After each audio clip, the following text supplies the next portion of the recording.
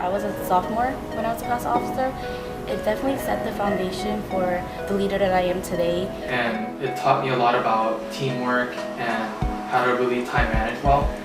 With the e-board elections, don't be afraid of giving a speech. You can have notes with you. Definitely prepare beforehand, and don't let anything deter you from running if you think that you're the most qualified person for the position. Don't let numbers get to you. If there's a lot of people running, then still go for it, because the members will choose the person that they think is best qualified, and that could be you.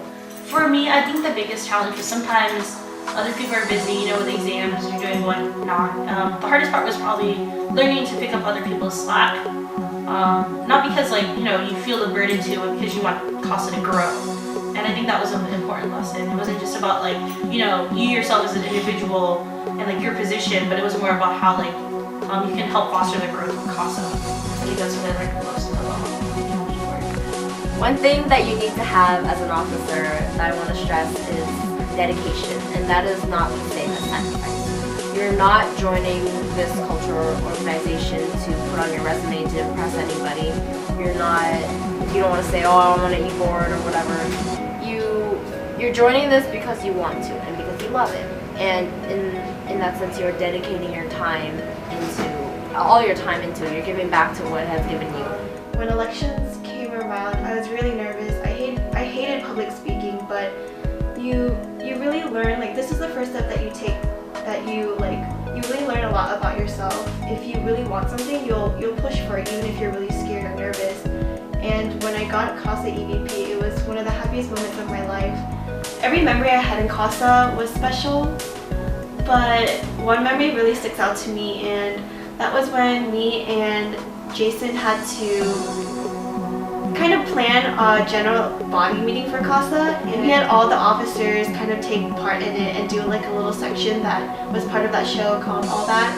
And one of our officers, Nick, he was our treasurer at the time. It was so funny. He had to rap about the acapella group that Waylon created and trying to promote it, and he's the most white Asian person ever. He doesn't do anything ghetto, even though he listens to ghetto music. So I wanted to be a CASA officer because I had a really good sophomore year in CASA. I really enjoyed my time there, and I made a lot of friends. And I knew I wanted to give back somehow my junior year. And so naturally I thought, why not going to be an officer?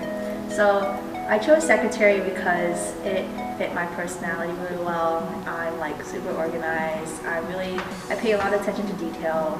And so I thought, why not? So I ran for it and I got it, and it's been the best experience so far of my life. So my favorite memory of CASA was when Scott and John got up in the middle of the meeting to promote for Chinese New Year show, and they started singing on the 12th day of New Year tradition gave to me, and in the middle of the song, John's voice cracked and everyone started laughing. It was hilarious. You definitely need to have a lot of dedication and passion for this organization. Sure, you get stressed out a lot, but you have each other there for each other, as a shoulder to lean on, or that you're not the only one struggling by yourself. So. My favorite memory is the bond that I had with the officer board.